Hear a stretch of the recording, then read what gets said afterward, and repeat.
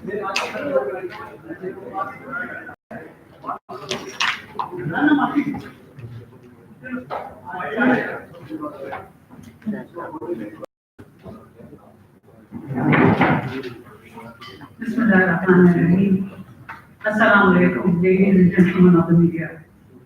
Welcome to the Foreign Office. We begin today's briefing with a summary of events in the foreign policy domain since our last interaction. Today is the 108th day of the humanitarian nightmare in Indian occupied Jammu and Kashmir, characterized by a continued military lockdown and a complete communications blockout. Over 8 million people in Indian occupied Jammu and Kashmir remain cut off from the world. On 5th January, Pakistan commemorated the Day of the Right to Self-Determination for the people of Jammu and Kashmir. This day reminds us of the resolution adopted by the United Nations Commission on India and Pakistan on 5th January 1949, which guarantees a free and fair plebiscite in Jammu and Kashmir. To mark this occasion, the President of Pakistan, in his special message, reaffirmed that Pakistan will continue to extend moral, political, and diplomatic support to the just cause of the people of Jammu and Kashmir until the realization of their right to self-determination in accordance with UN Security Council resolutions. Prime Minister Imran Khan also, in his message on this occasion, reminded the international community that since 5th August 2019, India has unleashed a new reign of terror in the Indian occupied Jammu and Kashmir, locking the region down and violating the human rights of innocent Kashmiri men, women, children, and the elderly. The people of Jammu and Kashmir have been deprived of their right to life, their right to food, health, freedom of expression, freedom of assembly, freedom of religion, and above all, the right to self-determination. Foreign Minister Qureshi on 5th January reiterated that the United Nations, and especially the Security Council, has a responsibility to ensure the fulfillment of the promise they had made to the people of Jammu and Kashmir for their right to self-determination. India's illegal and unilateral actions of August aimed at altering the disputed status of the Indian occupied Jammu and Kashmir and its demography have been widely rejected all across the world. We have also seen reports that India is arranging a visit of the envoys based in Delhi of a few countries to the Indian occupied Jammu and Kashmir. It is our hope that the visit would take place without any restrictions by the Indian government and that the envoys will have access to all the areas. More importantly, we hope that they will be allowed to meet the senior Hurriyat leadership and freely interact with the Kashmiris and the civil society in an atmosphere free from intimidation and coercion, so that these envoys can assess the situation following the illegal actions of 5th August in Jammu and Kashmir, or what has come to be known as the largest open-air prison on earth.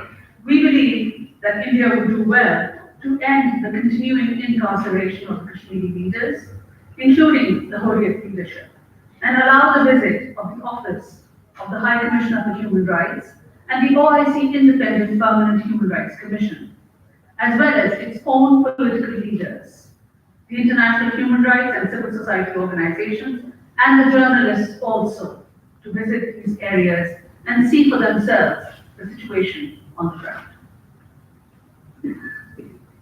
Pakistan has also rejected India's recent propaganda on the treatment of minorities in Pakistan.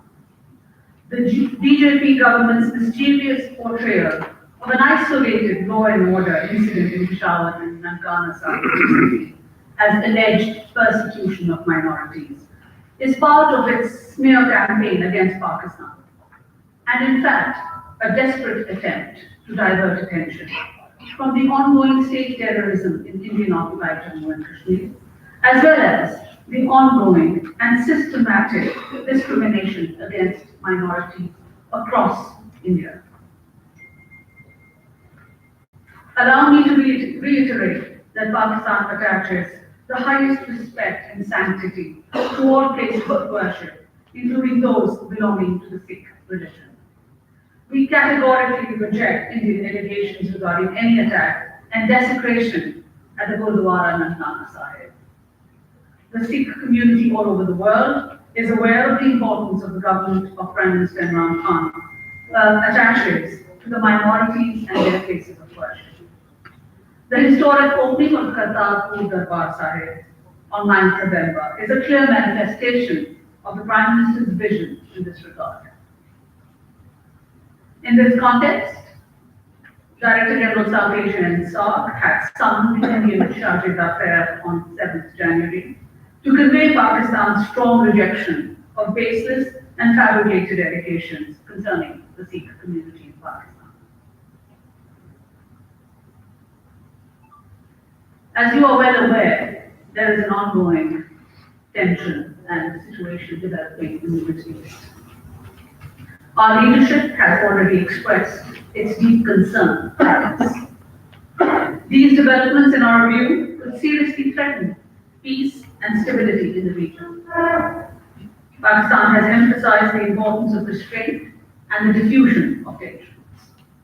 The Prime Minister has stressed that war is in no one's interest. He also made it clear that Pakistan would not be part of any conflict in the region, but instead Pakistan will be a partner for peace and would continue to make efforts for diffusion of tensions, prevention of conflict, and preservation of peace.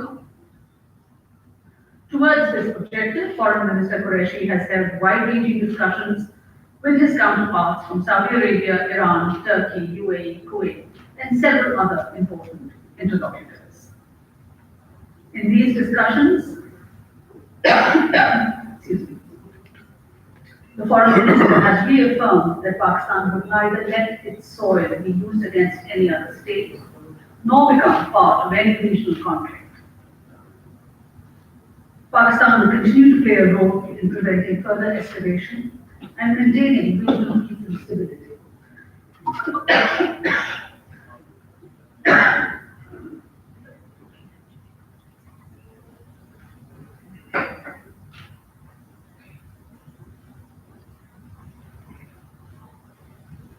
I would like to draw your attention in this context to the comprehensive policy statement made by the Foreign Minister in the Senate and the National Assembly on this matter also. We are also mindful of the safety of our nationals in Iraq and those planning to visit Iraq. We have advised them to remain cautious at this point, and we have instructed our missions in Baghdad and elsewhere to remain alert and available to our nationals. I also want to take this opportunity to extend our deepest condolences to the families of all the passengers of the Ukraine airliner that crashed in Tehran. The government and the people of Pakistan offer their profound sympathies and condolences to the governments and people of Ukraine, Iran, Canada, Sweden, Afghanistan, Germany, and the UK, whose nationals were on board this unfortunate flight. Thank you very much, ladies and gentlemen. मैं एक तो ये बता दें कि Iran की point of view से मेरा दायित्व मतलब कि मैं एडिटर में मेट्रो बात कर ईरान की सूरत-ए-हाल के ऊपर आप लोगों की कुछ ज़्यादा खामोशी है। हालांकि कल मैंने इंटरव्यू किया जवाब ज़रीफ साहब का तेहरान के अंदर, उनका कहना ये था कि हमारी बात पाकिस्तान से हुई है और पाकिस्तान हमारा साथ देगा। आप किस तरह का साथ देंगे उनके इस हवाले से? मैडम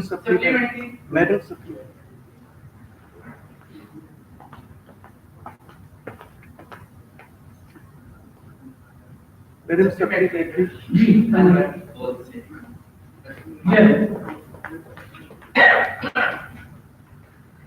जी अक्षय, मेरा नाम अनवर अब्बास है, बोल रही हूँ। मुझे आपसे सिर्फ ये जानना है कि क्या पाकिस्तान ऑफिशियली जनरल सुलेमानी की असैसिनेशन को कंडेम करता है या नहीं? शुक्रिया।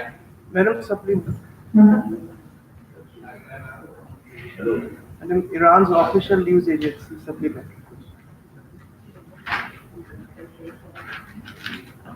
जी सप्लीमेंट्री जी करवाइए। Shiraz Asghar from Iranian official news agency, Iran. Madam, can you tell me that when Foreign Minister Qureshi will visit Iran, and what is the level of cooperation between Iran and Pakistan on recent developments in the region?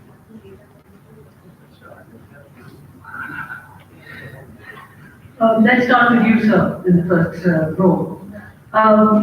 I beg to differ with your statement that there is silence on Pakistan's part vis-a-vis the ongoing situation. I want to draw your attention to our press releases on 3rd of January, where we expressed our deep concern at the developments in the Middle East. I also want to draw your attention to our press release of 5th January, after the Foreign Minister had held telephonic conversations with several of his counterparts in the region. And I also want to draw your attention to the statement made by the Prime Minister yesterday, in which, in no uncertain terms, he said, and please allow me to quote, has consistently emphasized the importance of restraint and diffusion of tension. We urge that there should be no further escalation from any side, and all sides must exercise maximum restraint. War is in no one's interest. Pakistan would not be part of any conflict in the region, but Pakistan will always be a partner of peace and will continue to make efforts for prevention of conflict and preservation of peace. I think at every forum so far since the developments of 3rd January, Pakistan has reached out and contributed towards a collective objective of peace and Pakistan is certainly playing its role. Regarding FM's visit, it's on the cards. We are working towards this. As you may be aware, the Prime Minister has also spoken on this and advised the Foreign Minister. So we are working on this. Thank you. Excuse me, Spokesperson. Very mindful of our historic fraternal relations with Iran, with Afghanistan, and other countries. And we have viewed the situation with deep concern. Thank you. I'll take another one. Ji, Farmaiye.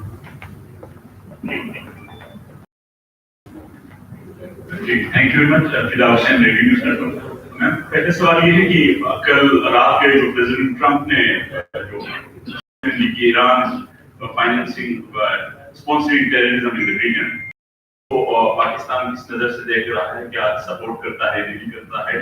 दूसरा, parliament में ये बात की गई कि general Salmani जो है इससे पहले पाकिस्तान में वो ट्रेनिंग ले चुके थे, इस क्या आप कंफर्म करती हैं? Thank you. We have heard President of the United